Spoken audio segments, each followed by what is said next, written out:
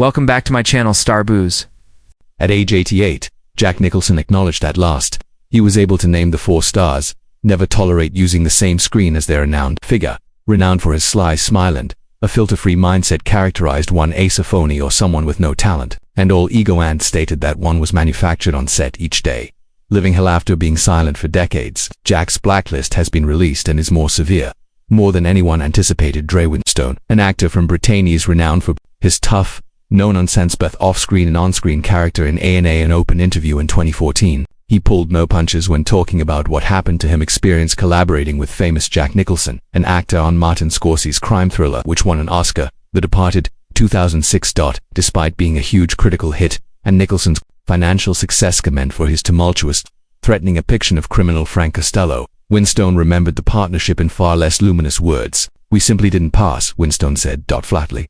During the interview, his tone was not out of slight irritation but of sincere dissatisfaction and disappointment. Winstone claims that Nicholson's off-screen conduct in stark contrast toward the respect of a professionally available to an actor of his. Winstone didn't hold back. In reference to his former co-star, considering how far up his own egg he was, it was unthinkable. The direct statement demonstrated the profundity of his disappointment, although Winstone had certainly gone inside its project with a certain amount of deference over the many years of Nicholson's career, characterized by legendary performances in One Chinatown's Flew Over the Cuckoo's Nest and The Shining. That respect swiftly Winstone created an illustration of Nicholson as a man who was completely enmeshed in his own ego, one that appeared to take pleasure in theatrical relationships on the set, particularly when they were on his side. As stated by Nicholson, wasn't just distant, winstone, or self-centered. He was actively best, both privately and publicly as well as in public. He was really. Winstone recalled that it was impolite. The haughtiness of the renowned actor wasn't limited to conversations with other cast members. Nicholson's contemptuous and a team was also treated curtly. The extras including Winstone's own relatives. Winstone recounted one instance with disgust that was scarcely disguised. The Nicholson's conduct toward Winstone's spouse went beyond decline. "He wasn't even courteous enough to miss you," Winstone said. "That revealed all the information I required regarding him." For a man like Winstone, who was brought up in renowned for performing in London's East End, strong, morally upright individuals who appreciate devotion and deference, that was the ultimate insult. Anger constricted his voice as he remembered what had happened, and he didn't conceal the reality that Nicholson's actions evoked a primal response in him. "If he had been younger," Winstone remarked, "I would have undoubtedly rendered him unconscious." It was stated as a genuine statement rather than as a boast. Acknowledgement of how close their friction reached a boiling point. Winstone's account provides a unique and unbiased CDX semen, the backstage operations of a Hollywood juggernaut, The Departed, under the direction of starring as Martin Scorsese powerful group that consisted of Matt Damon and Leonardo DiCaprio. Wahlberg's victory wasn't the celebrated of contemporary crime films. However, Winstone's experience on the set, particularly his interactions with Nicholson, revealed a different tale. Although some people might have kept their thoughts to themselves, regard for the stature of Nicholson or for Winstone's fear of professional backlash didn't give a damn about being careful, Winstone remarked. "He's not a god. He's like any other man. He was merely an actor." Additionally, "If a man is unable to treat others with respectably, particularly women, then I disregard the number of honors he has received or how many records has he broken at the box office." Win's remarks were laden with the weight of lived experience. He had collaborated with some of the greatest in the business, and by his own admission had learned to navigate egos, but Nicholson's attitude struck a nerve deeper than mere arrogance. It felt to Winstone like a form of entitlement bordering on cruelty. There were reportedly moments during filmmaking when the tension between the two actors attempted to delay sequence. While Scorsese was able to maintain order on set, it became evident to numerous production participants that Nicholson and Winstone were just oil and water, experts constrained by a collaborative project, but entirely mismatched in terms of ideals and temperament. Mr. French was portrayed by Winstone Costello's devoted and heartless ironically. The enforcer thought that while he was playing a role that demonstrated stead commitment to Nicholson's screwed persona, the actuality between it was far from harmonious. Nevertheless, Winstone finished the task with professionalism while expressing his dislike in tow, a show that continues to be one of Fist's most peaceful. The chill Mr. French's gaze might have attracted partly due to the genuine disdain seething underneath the surface. In retrospect, Winstone acknowledged that he had gained knowledge from working with Nicholson about an anticipated lesson. "It's not about acting, but regarding the value of humility. I learned how to treat people badly from him," stated. "How well known you are doesn't matter to me where I'm from. That stuff isn't popular thus yet. Neither Nicholson nor anybody else has seen me close to him has publicly reacted to Winstone's remarks." Additionally, given the growing isolation of Nicholson, a response seems unlikely in recent years. However, Winstone's tale continues to be one of more raw insights about the Hollywood myth. Fishers, It brings to mind viewers who look past the glitz and osert are actual people.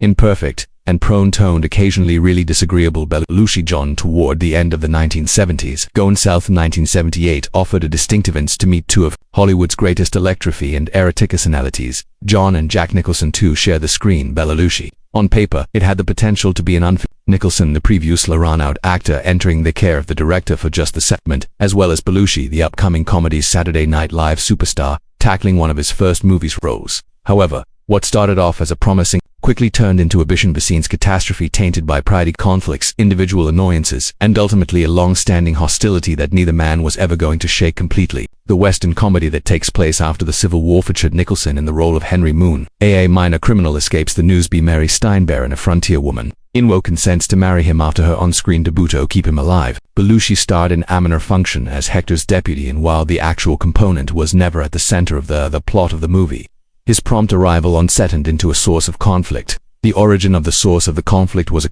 volatile mixture of Belushi's antics off-screen and Nicholson's growing annoyance in his dual function as director and star. By Jean Belushi was already in 1978 infamous for his irrational actions. Knew of Animal House's breakthrough success throughout his tenure on Saturday Night Live. He was Hollywood's new naughty dude, funny, captivating, and incredibly erratic. However, that growing notoriety also brought increasing drug dependence, particularly cocaine. Belushi's work on The Going South, set in predictable actions, driven by persistent excessive drug usage and partying, turned into a destructive power. Insiders in production will subsequently remember the ambience as frequently stressful and chaotic, with Belushi arriving late, having trouble concentrating, or merely vanishing in between scenes. Jack, in contrast, Nicholson was renowned for being specific and in complete command behind the lens. As an individual, Nicholson was known for accepting the lifestyle of the counterculture period, including his personal well-documented pleasures. He sketched a pointed line in terms of work. As the Going South's director, he took his taking obligations seriously and expecting a considerable degree of self-control from his cast. Know of how well-known or adored they were. From Nicholson's perspective, Belushi was constantly going beyond that boundary. Though the turning point occurred during the initial food production weeks, as stated by the crew's reports, Nicholson attempted countless times to control Belushi's conduct, only to encounter derision or blatant disobedience. Although the details of their interactions remain mostly unrecorded, the conflict everyone on set could see it. Nicholson, under increasing pressure to maintain the project's direction, started cutting minutes from Belushi and restricting his presence throughout the entire movie. What was first intended to be a tiny but the lively supporting part was cut to almost inconsequential. This expert Belushi took the scolding hard. He had seen taking a job opportunity in the South, maybe even as a bridge, with a legend into a more somber motion picture production. Rather, had discovered himself ostracized, reprimanded, and rejected by a person he had previously slighted. His bitterness simmered during the filming, but it blew up eventually came into view after the filming had wrapped. Jack was like a sock on me. Downhill. Belushi is said to have declared, "I despise him." The resentment in there was more to those remarks than just variations in art. Regarding Belushi, Nicholson's actions seemed intimate. A betrayal from a fellow rebel, someone he would comprehend his creative turmoil instead than dismissing it. However, older and more firmly established in Hollywood's machines had little tolerance for Belushi's irresponsibility when it got in the way of manufacturing. Nicholson didn't answer openly to Belushi's charges, as was normal for him. He stayed away from resolving disputes in the media and let his art do the talking. However, those involved in the manufacture and Nicholson had been extremely annoyed, not only by Belushi's absence of expertise, but due to the strain as a director. It was his responsibility to manage a challenging shoot with a big entire cast. It seemed to Nicholson also felt deceived, maybe not personally but rather on own that is professional. Belushi was with him into his movie, and rather than receiving a creative collaborator he felt as foul a drawback. The consequences for Belushi from heading south was only one part of her career that is becoming more and more unstable. He will later discover in the Blues Brothers and continue to an icon of comedy. Tales of his beginning challenges only increased in the years that came after. Heading south indicated the start of a more intricate connection to the motion picture industry, one that struck a balance between artistic brilliance and persistent self-destruction. And in the middle of that pivotal moment, Belushi's man, Jack Nicholson, stood accused of making fun of him when he was attempting to establish himself as superior Tomally, a television comedy show prior to captivating audiences with a melancholically captivating performance in 1987, Witches of Eastwick. She encountered an emotional and unforeseen obstacle that almost caused her participation in the entire movie, long before the filming began. Before Jack Nicholson shared the screen with him, Additionally, Michelle Pfeiffer and Susan Sarandon was already under criticism, not because of her ability, but for something much greater, cutting, as well as her age and appeal. The events that transpired behind the scenes provide an illuminating look at the vicious Hollywood's integrity, the risky self-worth of even its most prominent celebrities, is the odd manner in which Jack Nicholson healed, and damaging egos. Cher was already nominated for an Oscar at the time, a well-known singer who became an actress ascending steadily in the direction of her career in film. However, in a time of stark, she was so vulnerable that she started crying when George Miller, the director, openly provided comments from a preliminary meeting between Jack Nicholson and himself. Cher claims that Miller returned from that meeting, using direct language she would not quickly forget. He and Nicholson both had thought she wasn't attractive and was too elderly. For Alexandra Medford's part, three alluring ladies enticed by the diabolical Daryl Van Horn, played by Nicholson, found the remark to be more than expert critique. It was intimate when she was in her early 40s. Hollywood actresses are frequently found themselves cast aside or consigned to supporting positions. To learn that she isn't, were in doubt, particularly in a field that is so infamously hit her to the center. Cher subsequently said, "I was terribly offended. I sobbed. Yes, I did. I didn't believe I was so delicate, but I was. The moment was on the verge of everything. The pain of rejection wasn't the only thing. It was the origin." Jack Nicholson, among the most renowned, famous and influential figures in Thebes, had apparently written her off with a callous brutality that seemed terrible. However, what transpired after that instance of Cher had never anticipated pain. Kindness from the same individual whose remarks should hurt her. Later on, the sum of ending in a situation that might have unpleasant or uncomfortable interaction. To her amazement, Nicholson offered an invitation. He invited her to accompany him and others for drinks or dinner perhaps. Still raw on the emotional level, Cher accepted. She was unsure of what to anticipate. But what unfolded caused the tide to flip emotionally. "All night long he sat with us," Cher remembered. "He spoke to me, paid attention, chuckled. I felt seen again because of him. Not like an older woman attempting to demonstrationally me, but something." Nicholson made no attempt to apologize. Utterly. He wasn't like that.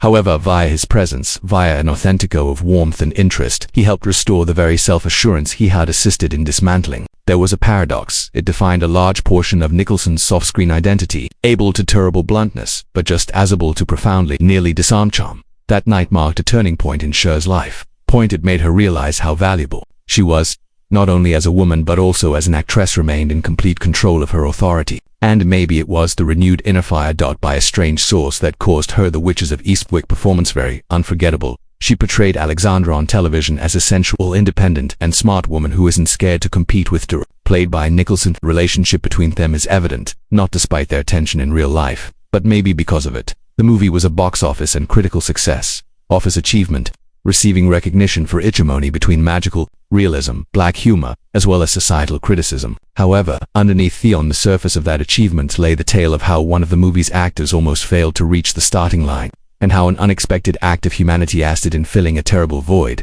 What can be learned about Jack from this narrative? Nicholson is as complex as the individual himself, according to several sources.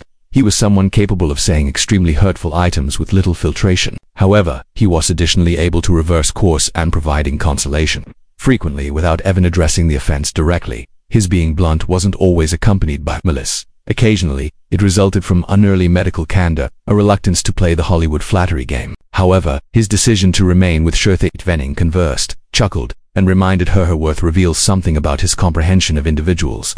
He wasn't callous, but he was cutting. Cher would subsequently discuss Nicholson with an odd combination of admiration and fatigue. She valued his ability, his intuition, as well as his unpredictable nature. Nevertheless, she never forgot that instance.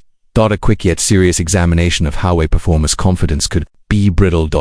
And how strong it was to possess someone, even unintentionally, assist bring it back. In a lot of ways, that meal or late-night gathering, not well known, unrecorded and unfilmed, was more revealing. More than anything that was recorded on TV.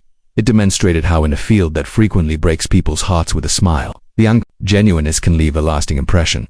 Enduring impression. Jack Nicholson was able to avoid to remain and tell Cher she was sexy be interacting with her as unequal he displayed it.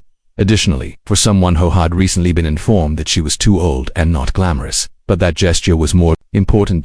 More than an apology. Davis Gina, at the beginning of her acting career, long before she received an Oscar, Gina Davis, a celebrity, discovered herself traversing the perilous waters of Hollywood celebrity, where charisma, strength, because innovations that blur boundaries frequently. One of her first brushes with the sector's attractiveness undercurrents was an incident that is now well known. With among its most renowned and figures that are unapologetically forthright.